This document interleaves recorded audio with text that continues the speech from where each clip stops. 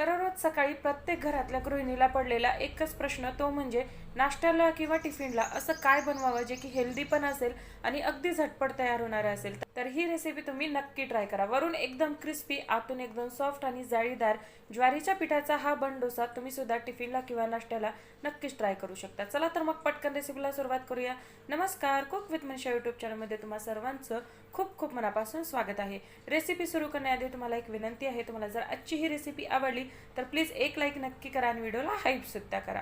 तर सगळ्यात आधी इथे आपल्याला एका बाउलमध्ये 1 कप ज्वारीचं पीठ घ्यायचं आहे. त्याच कपाने अर्धा कप इथे आपल्याला रवा घ्यायचा आहे.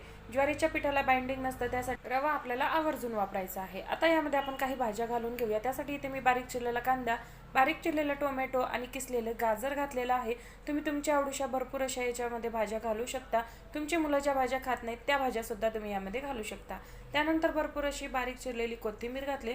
संपूर्ण साहित्य छान असं एकजीव करून घेऊया. सुरुवातीला कोरडं साहित्य एकजीव करून घ्यायचं. त्यानंतर यामध्ये मी अर्धा कप ताक घातलेला आहे. तुम्ही इथे दही सुद्धा वापरू शकता आणि त्याच कपाने इथे मी 1 कप पाणी घेतलं. सुरुवातीला अर्धा कप पाणी घालून छान असं मिक्स करून घ्यायचं आहे आणि त्यानंतर शिल्लक राहिलेलं अर्धा कप पाणी सुद्धा आपल्याला यामध्ये ॲड करून घ्यायचं आहे.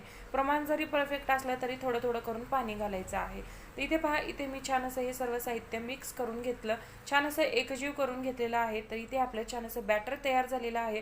आता हे बॅटर आपल्याला 10 ते 15 मिनिटासाठी भिजण्यासाठी बाजूला ठेवून द्यायचं आहे, कारण यामध्ये आपण रवा घातलेला आहे. रवा हे पाणी शोषून घेतं आणि फुलला जातो, त्यासाठी आपल्याला 10 ते 15 मिनिटे याला रेस्टसाठी ठेवून द्यायचे. इथे आपलं बॅटर छान असं फुलून तयार होते. तोपर्यंत आपण यासाठी लागणारी चटपटी तशीच चटणी तयार करून घेऊया. चटणी तयार करण्यासाठी इथे मी एका मिक्सरच्या भांड्यामध्ये अर्धा कप भाजलेले शेंगदाणे घेतलेले आहेत, अर्धा इंच आलं घालायचं आहे, 2 हिरव्या मिरच्या घातलेल्या आहेत. तिखटाचं प्रमाण तुम्ही आवडीनुसार घालू शकता. त्यानंतर यामध्ये आपल्याला भरपूर अशी कोथिंबीर घालायची आहे. तर इथे मी या चटणीमध्ये चिंच, लिंबाचा रस किंवा दही अजिबात वापरत नाही, कारण चटणी ही खूप जास्त वेळ ठेवली ना का त्याला खूप जास्त आंबटसरपणा येतो. त्यासाठी इथे मी चिंच, लिंबू किंवा दही वापरत नाही. तुम्ही हवं तर वापरू शकता. त्यानंतर यामध्ये मी चवीपुरतं मीठ घातलं, थोडंसं पाणी घालून मिक्सरला ही चटणी वाटून घेतलेली आहे. आता ही चटणी आपण एका वाटीमध्ये काढून घेऊया. तर ह्या चटणीवरती मी तडका वगैरे देत नाही. ही चटणी अशीच खायला खूप छान लागते. तुम्हाला हवं तर तुम्ही यावरती तडका सुद्धा घालून घेऊ शकता. चटणीची कन्सिस्टन्सी ॲडजस्ट करण्यासाठी मिक्सरच्याच भांड्यामध्ये थोडंसं पाणी घालून छान असं मिक्स करून घेतलं. तर इथे पहा, इथे आपली मस्त अशी चटपटीत चटणी तयार झालेली आहे. चटणी तयार करेपर्यंत एकीकडे आपलं बॅटर सुद्धा छान असं भिजून झालेलं आहे. तुम्ही पाहू शकता हे बॅटर जे आहे ते आधीपेक्षा घट्ट झालेलं आहे. आता याची कन्सिस्टन्सी ॲडजस्ट करण्यासाठी यामध्ये परत एकदा पाव कप इथे आपण पाणी घालून घेणार आहोत आणि परत एकदा छान असं याला मिक्स करून घेणार आहोत. तर इथे आपल्याला हे बॅटर खूप जास्त पातळ करायचं नाहीये, घट्टसरच ठेवायचं आहे, कारण इथे आपण बन डोसा बनवणार आहोत. त्यासाठी बॅटर हे घट्टच असायला हवं. तुम्हाला जर याचे डोसे तयार करायचे असतील तर पातळ करून घेऊ शकता किंवा तुम्ही याच्या आंबोळ्या किंवा आप्पे सुद्धा करून घेऊ शकता.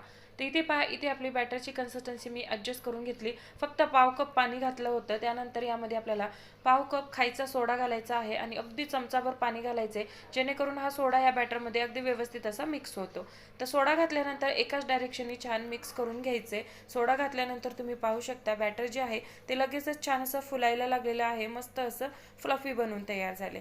लगेचच याचा नाश्ता तयार करून घेऊया. सोडा घातल्यानंतर खूप जास्त वेळ बॅटर असंच ठेवायचं नाही, नाहीतर बनणारा नाश्ता जो आहे तो खूप चिकट बनतो, जाळीदार बनणार नाही. तर इथे पहा, इथे आपण हे बनडोसे बनवण्यासाठी गॅसवरती मी तडका पॅन गरम करायला ठेवलेला आहे. त्यामध्ये फक्त अर्धा चमचा तेल घालायचं आहे आणि पळीभर बॅटर घालायचं आहे. तेल सुद्धा इथे आपल्याला खूप जास्त लावावं लागणार नाही. त्यासाठी अतिशय हेल्दी असा नाश्ता बनवून तयार होतो. तुम्ही टिफिनसाठी बनवा किंवा सकाळी सकाळी नाश्त्याला बनवा. डायबिटीस पेशंट असेल तर त्यांच्यासाठी सुद्धा तुम्ही हा नाश्ता बनवू शकता. तर इथे पहा, इथे मी पळीभर बॅटर घालून त्यावरती झाकण ठेवलं होतं आणि एक 5 मिनिटानंतर याच्या वरची बाजू सुकलेली आहे. वरची बाजू सुकल्यानंतर अगदी थोडंसं तेल घालायचं, म्हणजे हा नाश्ता दुसऱ्या बाजूने छान असा क्रिस्पी बनून तयार होतो. ह्याची बाजू पलटी करायची आणि दुसऱ्या बाजूने सुद्धा छान असं याला आपल्याला भाजून घ्यायचं. इथे मी हा नाश्ता दुसऱ्या बाजूने सुद्धा छान असा क्रिस्पी करून घेतला. एखाद्या जाळीवरती काढून घ्यायचा, म्हणजे यामध्ये जे एक्स्ट्राची वाफ असते ती निघून जाते आणि नाश्ता जो आहे तो खूप वेळापर्यंत असाच क्रिस्पी राहतो. तर हा नाश्ता काढून घेतला. दुसऱ्या बारीला सुद्धा मी तडका पॅनमध्ये चमचाभर तेल गरम केलं, परत एक पळीभर बॅटर घातलं, त्यावरती झाकण ठेवायचं आणि एक 5 मिनिटे आपल्याला याला वाफून घ्यायचे. वरची बाजू सुकली की थोडंसं तेल घालायचं आणि दुसऱ्या बाजूने सुद्धा याची बाजू पलटी करून छान क्रिस्पी होईपर्यंत हा नाश्ता तयार करून घ्यायचे. तर हा नाश्ता तुम्ही आप्पे पॅनमध्ये सुद्धा करू शकता. तुमच्याकडे जर तडका पॅन नसेल तर कढईमध्ये सुद्धा हा नाश्ता तुम्ही करून घेऊ शकता. तर इथे पहा, इथे आपला हा दुसरा नाश्तासुद्धा छान असा क्रिस्पी झालेला आहे. हा सुद्धा आपण काढून घेऊया आणि सेम पद्धतीने बाकीचे बनडोसे सुद्धा आपण तयार करून घेणार आहोत. तुम्हाला जर ही रेसिपी कुठेही जराही आवडत असेल तर प्लीज एक लाईक नक्की करा. चॅनलला नवीन असाल तर सबस्क्राईब करा आणि व्हिडिओला हाईप करायला विसरू नका. तर इथे पहा, इथे आपला बोलता बोलता तिसरा बनडोसा सुद्धा तयार होत आलाच आहे. बाकीचे डोसे सुद्धा आपण अशाच पद्धतीने तयार करून घेऊया. ह्या 1 कप ज्वारीच्या पिठामध्ये इथे आपले 7 ते 8 बनडोसे बनवून तयार होतात. इथे पहा, इथे मी सेम पद्धतीने बाकीचे बनडोसे सुद्धा तयार करून घेतलेले आहेत. तर एकदम क्रिस्पी असा नाश्ता बनवून तयार होतो. वरून एकदम क्रिस्पी, आतून एकदम सॉफ्ट आणि जाळीदार आणि चवीला तर खूप अप्रतिम बनवून तयार होतं.